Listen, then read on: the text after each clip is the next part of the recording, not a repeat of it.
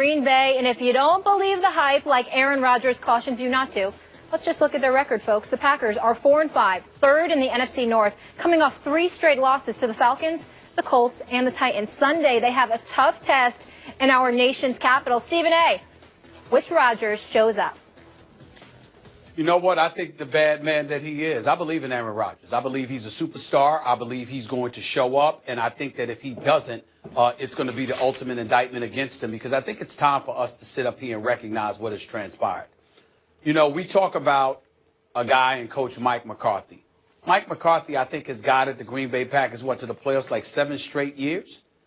This man, he's guided them to the playoffs in 7 straight years. They've won a Super Bowl title.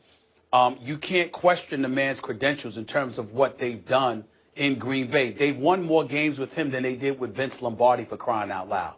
But at the same time, there does come a point in time, Max, where your voice becomes tired.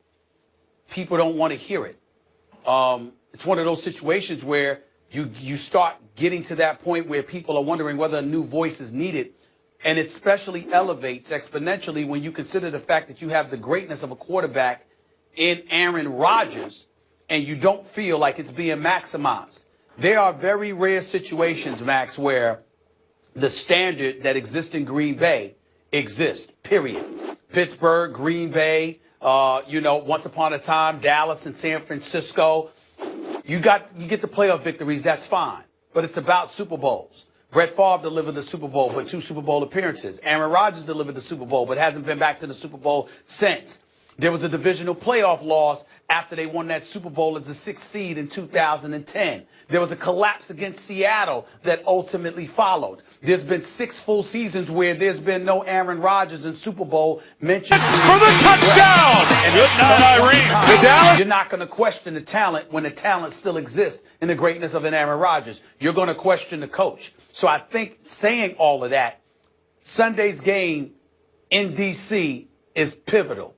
Because if Aaron Rodgers doesn't show up and play big time after they won that Super Bowl as the 6th seed in 2010, there was a collapse week with Green Bay against Tennessee, especially if that defense stinks up the joint again. I think that seat, that hot seat that Mike McCarthy may be on from that fan base in Green Bay is going to intensify greatly. And I think Aaron Rodgers knows it. I think he steps up. He responds to the challenge. I think the rest of the team does so as well. And they beat Washington at FedEx Field. Because if they don't, Mike McCarthy, life's going to get very, very uncomfortable for this man. The question is which Aaron Rodgers shows up against Washington this Sunday. And I agree it's going to be the very good version of Aaron Rodgers.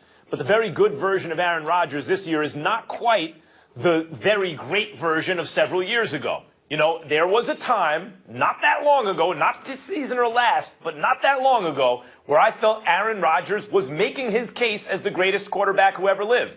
I'm not saying he would have won the case, but he was forcing himself into that conversation. And part of that is because based on his age and his team and his coach, we assume some things about the trajectory of his career, that it was going to have a long prime, right? Because he got great, even though he sat behind Brett Favre for a while, he got great right away. And wow, look at this guy, the multifaceted game he has. That's going to age well.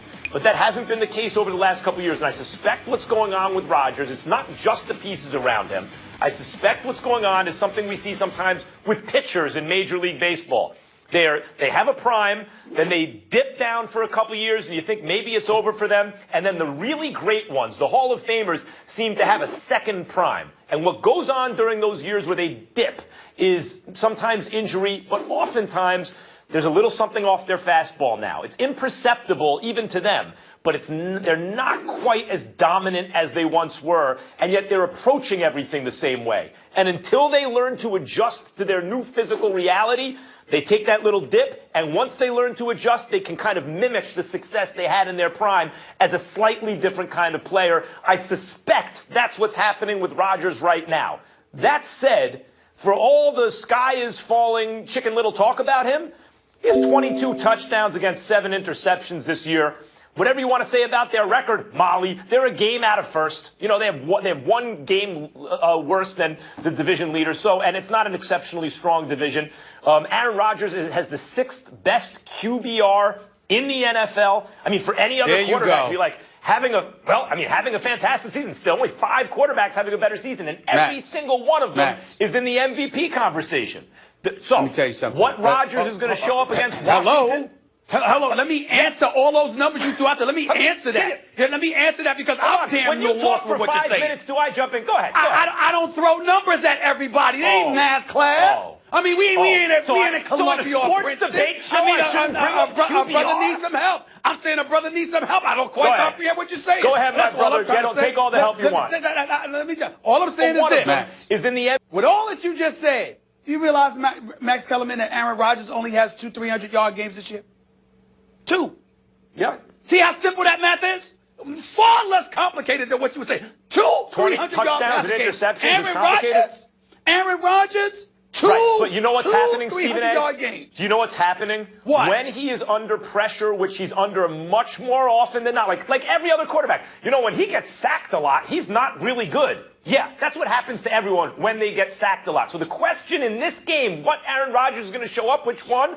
How much do you have faith? How much faith do you have in the Washington team being able to get pressure on Rodgers? They don't have a special ability in that department. Even going into the season, they really needed to beef up the defensive line, and instead they spent the money in the secondary on Josh Norman. So they've actually exceeded expectations in that department a little bit in terms of their ability to pressure the quarterback because they're about average. So can an average team in that department create enough pressure on Rodgers that it brings him from still an elite quarterback, if not the best at this moment, to a bad quarterback? No, I don't think so. I don't think Washington is the team to do that, and I expect the bad man, as you say, to show up. Well, he's a bad boy, and I think that, like you said, that second level where you can resurrect yourself, because I don't see I don't see diminished ability in Aaron Rodgers. I don't see less arm strength. I don't see less of a motor. What I see is less accuracy. I see a guy that doesn't have his ultimate weapon in Jordy Nelson being the Jordy Nelson we once knew from 2 years ago. I think as a result, Jordy Nelson, he's trying to help Jordy Nelson, compensate for whatever deficiencies he may have still coming off of that injury, because I think Jordy Nelson will be even better next year than he is right now, because I think he's still recovering from that injury he suffered last year. Randall Cobb, Devontae Adams, others got to step up. Eddie Lacy been up and down health-wise. I think those things have factored into the equation. But I've also seen Aaron Rodgers miss throws he would normally make. But again, the arm strength is still there. The ability is still there. The motor is still there. I just see a guy, to me, that for some reason the timing has lost. And I think that's something he could get back. And it wouldn't surprise me at all if it came back this weekend, even against Breland, Norman, and those boys. And even everything that you just said, and we know he's fallen off the last couple of years, all that's true. He is still capable, Aaron Rodgers, of playing on a higher level than everyone else. Think about the comeback against Arizona. Ultimately, they lost in overtime. Aaron Rodgers needed to throw a touchdown to win. Scrambled out. I mean, avoided pressure with his legs, kept his eyes down the field. Amazing, as usual. There's escapability, as they say. And threw, a 60-yard Hail Mary down the field. But you can't really call it a Hail Mary because he threw it where only the offensive player had a chance at the ball. And then they called it back. And then he did it again on the next play, bringing that team to overtime. No one can do it like that except for Aaron Rodgers. And we saw it as recently as the last playoff game he played at the end of last season. It's still in there somewhere. So I expect him to ball against Washington. All right, well, forget the struggles on the field. We had Randall Cobb with an indirect message to Rodgers saying we need to stop pointing fingers at each other, keeping things in-house, keep it tighter, and stick together. We'll see if they can get it done. Sunday Night Football, Washington favored by 3. But coming up next, Cam Newton put the NFL on notice when he made these comments about questionable hits he was taking. It's not fun. It's not fun. It's really taking the fun out of the game for me, honestly. It really is, because at times, I don't even feel safe.